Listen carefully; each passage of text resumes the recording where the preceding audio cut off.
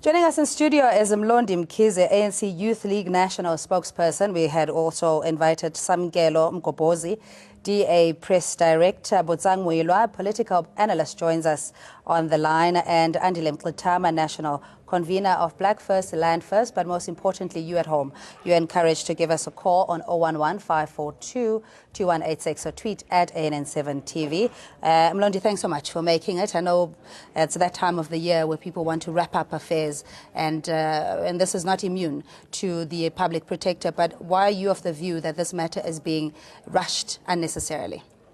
Well, as you know, that the ANC Youth League has made a statement in this regard. First of all is to say that when the public protector she intends to issue a preliminary report on Friday or Saturday, depending which day she will choose, because Saturday is her last day in the office. The view of the Youth League is that she wants to leave a report that suggests that there is some improper doing by the president. Secondly is to say that when that preliminary report is made, when the new the public protector assumes office, she can't arrive at a different conclusion. And if she does arrive at a different conclusion, the picture that would be painted is that indeed she is sent by someone to do this. She's an ANC cadre, she's deployed there. And that's precisely what is worrying us, that she wants to set the public protector who's going to come into office against society. Okay, let's get Botsang Muilwa, political analyst. Botsang, thanks so much for your time. As Mlondi from the ANC Youth League is suggesting that, in essence, releasing this preliminary report on state capture would be setting up the incumbent public protector for failure, as it were. Yes, good evening, Cindy. Good evening to the panelists there, as well as your viewers.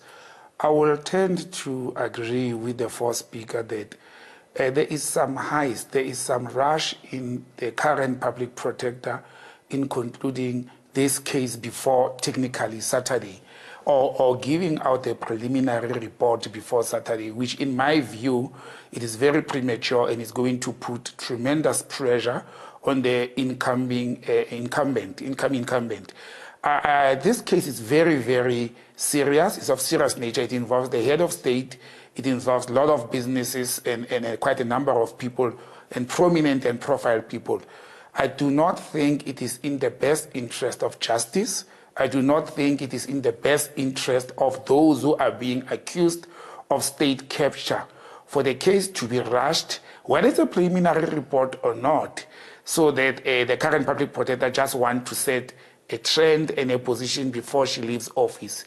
I am of the opinion that the current public protector should be leaving this case in the hands of the competent, qualified, and newly appointed person to can have enough time to investigate and or opinionate on this matter. I think it's a question of national interest.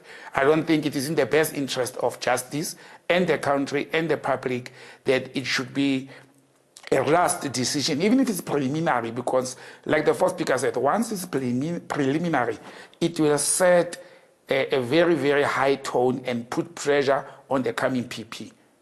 Andile Mqitama, National Convener of Black First, Land First, are you of the view that this matter could wait, considering the build-up to it and the concerns in the public discourse that the state needs to be independent, and if there's undue influence, that needs to be vented out?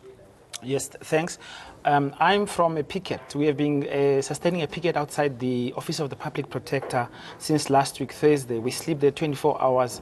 In fact, yesterday, the Public Protector and a landlord tried to stop it, but the High Court in Pretoria said, no, she can't do that. They can't do that. So we're continuing. From here, I'm going back there. And we're raising exactly the same issues. We are saying that, number one, the public protector should not rush this matter. And we as Black First, Land First have lodged a complaint of state capture by Johan Rupert and 8 others, including Maria Ramos. And we have presented the public protector with evidence of this, and she has done nothing about it. And our reasonable demand is that, why doesn't she expand the probe she's doing on the Gupta family, which is about state capture to include these other fellows who are white, who we believe have done actual state capture. She doesn't want to do so. And so as a result, she's compromised already. Yeah, but is she obligated? Because as you were saying that the implicated family, Guptas and Jacob Zuma, that just on that virtue, what is good for the goose is good for the gander, that she needs to go after. Is she compelled to do so? Well, the point is not so. Well, the point is, in the interest of justice, shouldn't she do so? If there is exactly same accusations, the DA, Democratic Alliance, says it is the Gupta family that has done state capture. We say, actually, we have evidence, and we have given evidence, that it is white capital led by Johan Rupert and Maria Ramos who have done so. All we are saying is investigate the Guptas, but why don't investigate the Ruperts? Why don't you have one comprehensive report of state capture? She doesn't want to do so because we have now come to the conclusion because she's protecting the Rupert family and white capital. That is the problem. In fact, she's rushing this report because she wants to give the Democratic Alliance a political gift which they will use to beat, of course, the ruling party and herself. I want to challenge everybody listening there or watching that she is going to be thanked by the Democratic Alliance, by the DA with a political appointment. Not immediately. Immediately she's going to be appointed by white capital, but come 2019, she's going to be the presidential candidate of the DA. So this is a political report. It's got nothing to do with trying to find truth or justice. Yeah, but what are the implications, though, especially if the implicated in this case have not been afforded the constitutional right to scrutinize the transcript from witnesses and existing evidence so that you can build a case in response? What are the implications of this report being released, and especially for the implicated, what recourse do they have? We all have constitutional rights after all. Well, from the look of things, the rule and observing justice as prescribed by our laws, part of it being that both sides of the story must be heard. It's not in the interest nor anything that the public protector, Thuli Madonsela, is interested in doing. Secondly, is to say that on the 6th of October, the public protector issues a statement saying that the president or the legal representative of the president were in her office. And they requested that they begin to question the people who gave evidence. And after that, subsequently, she becomes a drama queen. She then says the president was given sufficient time. By the way, it was the same public protector, Thuli Madonsela, who said during the midst of political debates of the state capture that she wants to investigate the state capture.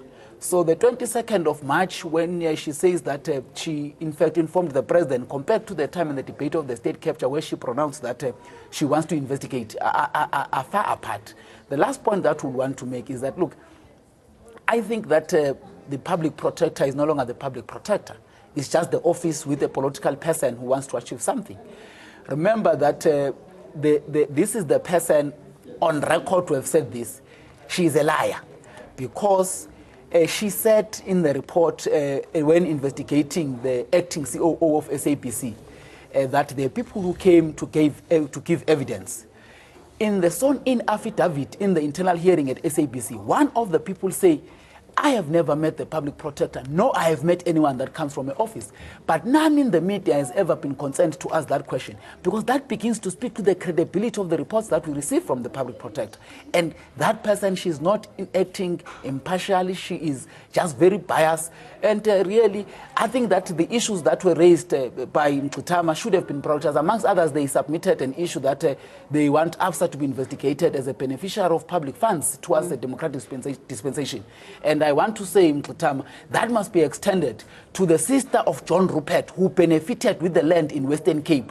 That does whining. And it's very important that we discuss and deal with those issues. Okay, we'll come back to what's on the plate or the inbox for the incumbent public protector. But just for the interest of a right of reply, we did invite the DA press director, Samkelo Mgobozi, who is not available to respond to exactly what, maybe Botsang, we can ask you this, that this is an early Christmas gift, if you will, for the Democratic Alliance on the part of the public protector. What is your view?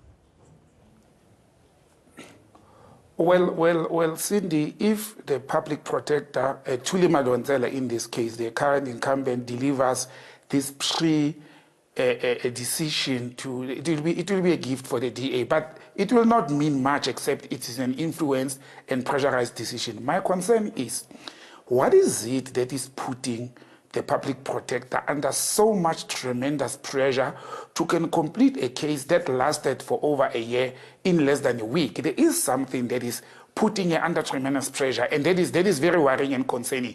Even or moreover, this week, when the lawyers of the head of state procedurally and correctly so wrote to the public protector to make their demands and requests, instead of her office, and not her as a person, her office responding to the request of the head of state or the lawyers representing the head of state, she went on Twitter. You see, that is very disturbing, that the whole public protector decides to go on Twitter and tweeted almost for 3 hours how the president and the legal representative have misrepresented facts, they've misunderstood her decision and so forth. Why didn't she respond to them officially in writing? The Twitter account that the public protector used to respond and to bash and lash the head of state, it's her private Twitter account. It is not the public protector's office Twitter account. And that is very concerning and disturbing. And I must say, I wonder what is it that is in the law that she can be charged for responding to legal documents using her private Twitter account. All right, I'm not sure, I'm not a law expert, but I know that the aggrieved families is that the process hadn't been followed. So justice is denied in the sense that they wanted transcripts to prepare a response, and the letters have not received any joy from the public protector. But do you think this is a rush to deny justice over and above personal glory for the public protector? The public protector is carrying on with the program, and it's a political program. I don't think at this point she cares for rights of people or for justice. She needs to deliver this report because the Democratic Alliance must benefit. And in fact, you know, the question raised by Botsang about why the rush, it seems to me there's a link here. The link between the charging of the Minister of Finance, Pravin Gordhan, that this has happened this week, and surely those, you know, doing this investigation knew, and she's trying to cover up for Pravin, to basically try to square up for the fact that Pravin Gordhan is facing these serious charges of fraud, because they are all part of what we call the regime change process. They want President Zuma gone because white capital does not want President Zuma be president anymore, because President Zuma is seen as looking east, as we say, with the BRICS process, and also the claims that the Gupta family is coming into the mining sector, which is seen as the monopoly of white capital. So Thuli Madonsela, Sipho Pichana, Trevor Manuel, Pravin Gordhan are part of the regime change bloc. And so this is an attempt, in a sense, to, in the political sense, because this is all about politics now, in the political arena, in the media, to try to shield the Pravin Gordhan. Yeah, but I mean, the common narrative, conventional wisdom is that these are individuals that are publicly maligned, and everybody sings from the same chorus. In already giving verdict and judgment on how this thing should pan out, the allegation or accusation from the Gupta family is that it seems that this case has already been predetermined, which would be worrying, because then it means there is no recourse. If there's already a pre or vantage point, how then do you move in proving innocence or trying to find or neutralize the situation? The outcome from where I sit is predetermined. Some might be worried about the Gupta family. We in the Youth League are worried about the continuous tarnishing of the image of the president of the country. And it would appear to me that there are issues that are underlying that no one wishes to share in the public domain. Because if people are concerned about the Gupta family said some point and some time ago that the business they do with the state is just 1% of what they do. Now, the question that we need to ask, maybe that 1%, where is that 1%, and who has been benefiting before in that 1%? Because if you look at the beneficiation in parastatals and state-owned entities in South Africa, people who used to benefit under apartheid are still benefiting, and they are still major beneficiaries. Maybe that's the complaint. And if that is really the case, President Zuma must continue to ensure that they move out of that space. You can't benefit illegally during apartheid, then you want to benefit legally during a democratic dispensation. We as the African National Congress must begin to change the life of the people, and we must do what is expected. Take the economy and give it to the people. But do you think this is the veneer that needs to be pierced, that the proverbial elephant in the room, talking more about transformation and redress and recovering the money, the illicit hemorrhaging of money and resources of this country, as opposed to what we're talking about now? You know, Cindy, I must say our democracy was founded on wrong basis. We cannot continue to be hailed in the world to be having the best constitution while we remain the most unequal society on earth. And if we do not address the imbalances of the past caused by neocolonialism, caused by apartheid, and caused by economic exploitation of the majority black people in this country, we'll never be solving these issues. It is in the best interest of this country for the ruling party to start implementing policies that will address the imbalance of the past. And imbalances are not only poverty alleviation, they include economic imbalances, they include exclusion of the black majority and business people out of the opportunity to make business with the state. The first speaker had said the Gupta family had made 1% of deals in the state.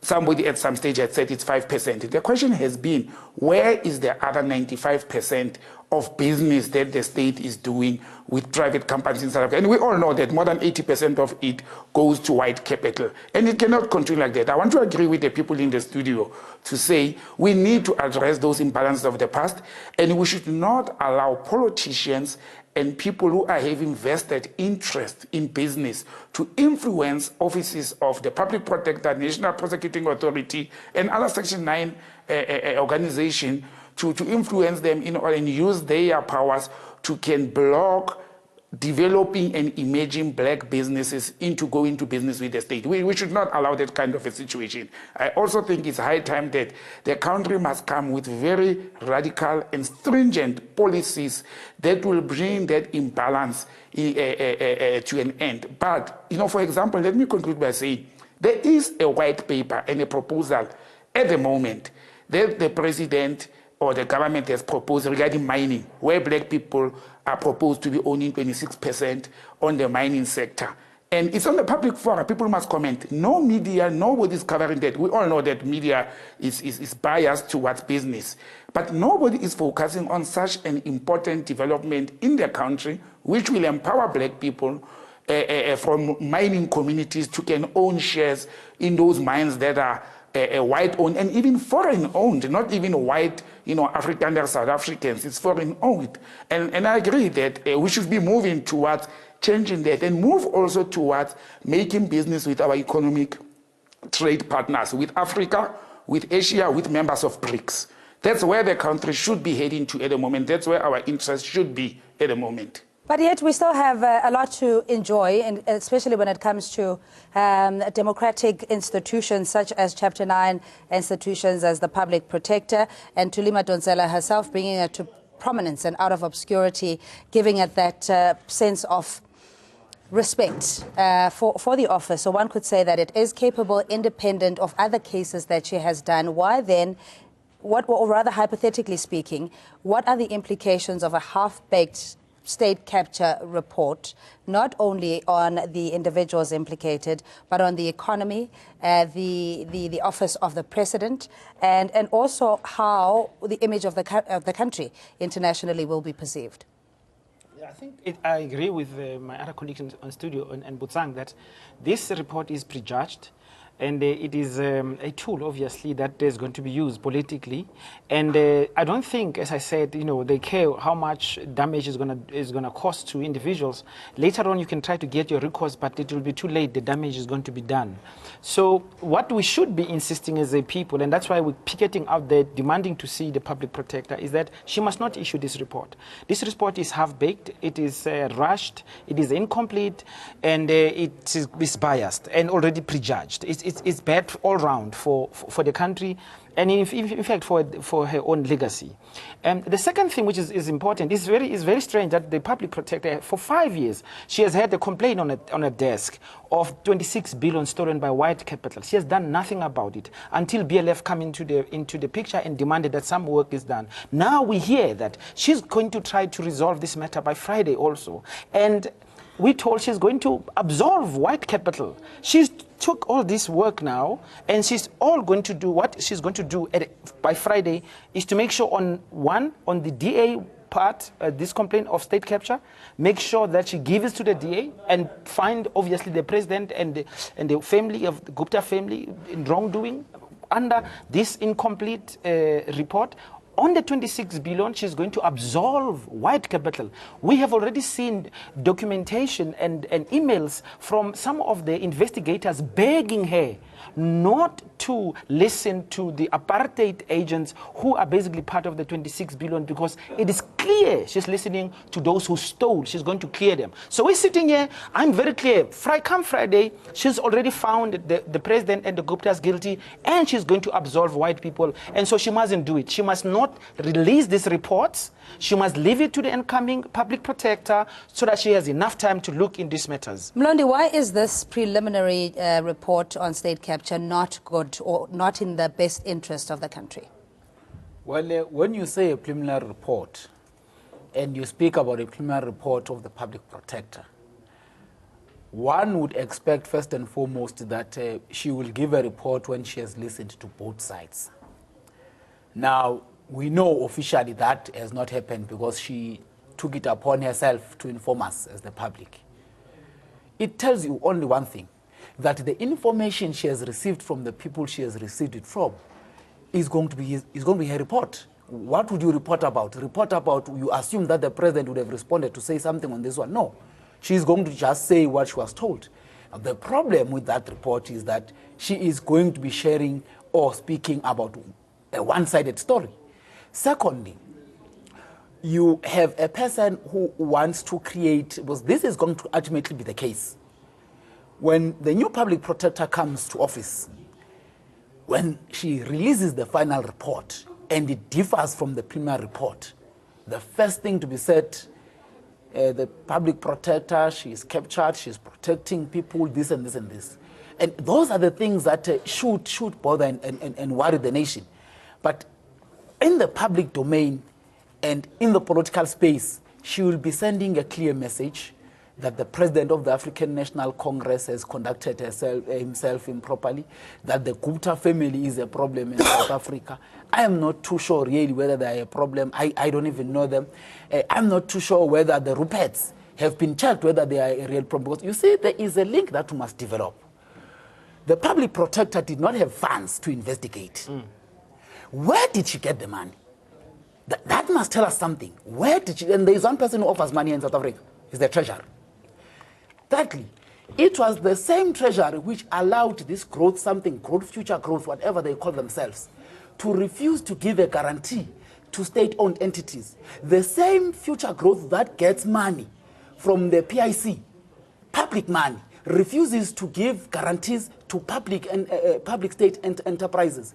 That tells you the kind of the problem we're dealing with in South Africa. We're not dealing with a normal situation. We're dealing with some certain corners, including others that have been mentioned, who are concentrated on making sure that come 2019, President Jacob Zuma is no longer the president. And that is going to lead to a very sad state of affairs. We must watch what is happening in Brazil. We don't want it in South Africa. Yeah, but this report could also create more confusion, and especially if you argue that it's not going to be comprehensive because it didn't get responses from the implicated parties. But Botsang, does this then put the country in limbo, if you will, very briefly, that these could be the ramifications of this report coming out? Quickly, Andile and Botsang afterwards. Yes, no, absolutely. No, the public protector has to do us all a favor and not release these reports. If she does, of course, she'll be, I think, correctly be seen as operating as a weapon for the Democratic Alliance and White Capital. She's refused completely to go where White Capital is when we have told her these people have done wrong and we have given her names and we've given her evidence. She doesn't want to subpoena them, she doesn't talk to them. The 26 billion is important because that money is available. We know who stole it. She knows who stole it. It was stolen from the Reserve Bank. 26 billion is part of money that can be brought to help deal with free education. Right now, our universities are up in arms, and our students deservedly are saying that they need the money for free education. That 26 billion should come, and the public protector, we know Friday, she's going to give it legitimately. Legitimize it rather, this theft that has happened in this country by giving a report which is biased and distorted, and it's going to protect white capital. All right, but very briefly, your parting shots. Cindy, I think the current public protector, she's left with 72 hours in the office, and I don't see her doing much in 72 hours. For her glorified good exit, for the sake of the country, and for the sake of justice, I do not think it is in the best interest to release a preliminary report, especially at this stage. We have a competent incumbent coming in. Let this competent person take over this case from wherever it is and move forward with it. And then the nation and the public will not be kept at limbo and questioning the merits of a preliminary report. Let us go towards a final report in concluding this matter and putting it behind us as a nation. Gentlemen, as always, for your input. That's Botsang Muilwa. He is a political analyst. Mlondi Mkhize is the ANC Youth League National Spokesperson. Andile Mqitama is the convener of Black First and Land First. We're marching on Friday to the public protector to say goodbye to her and to try to advise her, don't release the reports. I'm going back there tonight. 24 picket, 20-hour picket, because we don't want the public protector doing wrong things. Okay, just make sure you don't get arrested this time. No. We'll pray for you. Okay, we'll take a quick ad break. We'll see you shortly.